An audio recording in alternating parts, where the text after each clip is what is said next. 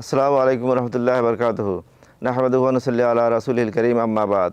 দর্শক শ্রোতা, আজকে আমরা যে বিষয়ে আলোচনা করব তা হচ্ছে অজু সম্পর্কে।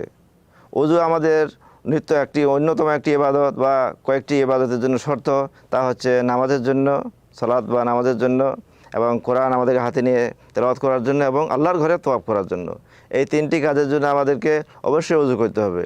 তো অজু সম্পর্কে আল্লাহ বলেছেন, ইয়া আইয়ুহাল্লাযিনা আমানু ইযা কুমতুম ইলা সালাতি ফাগসিলু উজুহাকুম। হে মুমিনগণ, তখন তোমরা নামাজের জন্য দাঁড়াবে বা নামাজের জন্য প্রস্তুতি নেবে, তখন তোমরা মুখমণ্ডল ধৌত করবে। ও ফাগসিলু উজুহাকুম ওয়া আইদিয়াকুম ইলাল মারাফিক, এবং দুই হাত তোমরা কনুই সহ ধৌত করবে। ওয়ামসাহু বিরুউসিকুম, মাথা মাসা করবে। ও আরজুলাকুম ইলাল কাবাইন, এবং পা টাকনা সহ পা ধৌত করবে। এই চারটি হচ্ছে প্রধান কাজ অজুর। তো অজুর নিয়মটি আমরা বাস্তবে আপনাদেরকে দেখিয়ে দেব, অজু করে আপনাদেরকে দেখাবো, যাতে করে আপনাদের এই জিনিসটা সবার জন্য যাতে সুবিধা হয়। আল্লাহ রাব্বুল আলামিন যেন তৌফিক দান করেন, আমরা সুন্দরভাবে অজু করব। তো চলুন আমরা আপনাদেরকে অজু করে দেখিয়ে দিই। চলুন দর্শক, আমরা আপনাদেরকে অজু করে দেখিয়ে দিই। অজুর শুরুতে বলবেন বিসমিল্লাহ, এরপরে পানি নিয়ে হাতের এখান থেকে এ পর্যন্ত 3 বার ধৌত করবেন। হাতের আঙ্গুল খেয়াল করবেন, তারপর কুলি করবেন 3 বার। নাকে পানি দিবেন, এবারে নাক ঝরাবেন।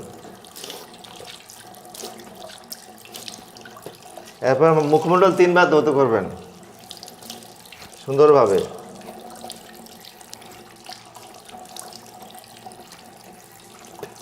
এরপর ডান হাত কনুই সহ 3 বার ধৌত করবেন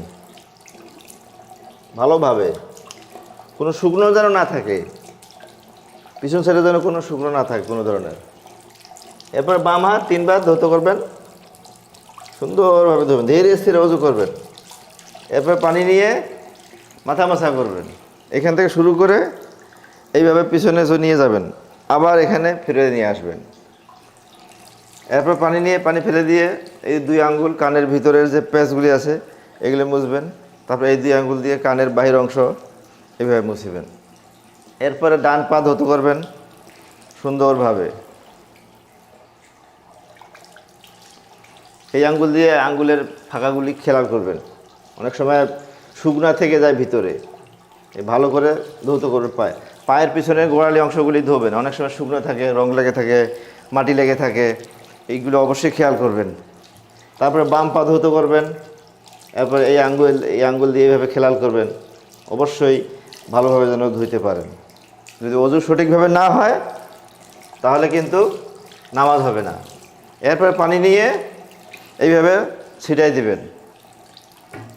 এরপরে দোয়া পড়বেন, আশহাদু আল্লা ইলাহা ইল্লাল্লাহু ওয়াহদাহু লা শারীকা লাহু ওয়া আশহাদু আন্না মুহাম্মাদান আবদুহু ওয়া রাসূলুহু আল্লাহুম্মা জাআলনি মিনাত তাওয়াবিন ওয়া জাআলনি মিনাল মুতাতাহহিরিন। আল্লাহ রাব্বুল আলামিন যেন আমাদেরকে সকলকে যেন সুন্দরভাবে অজু করে তারপর সুন্দরভাবে যেন সালাত আদায় করতে তৌফিক দান করেন।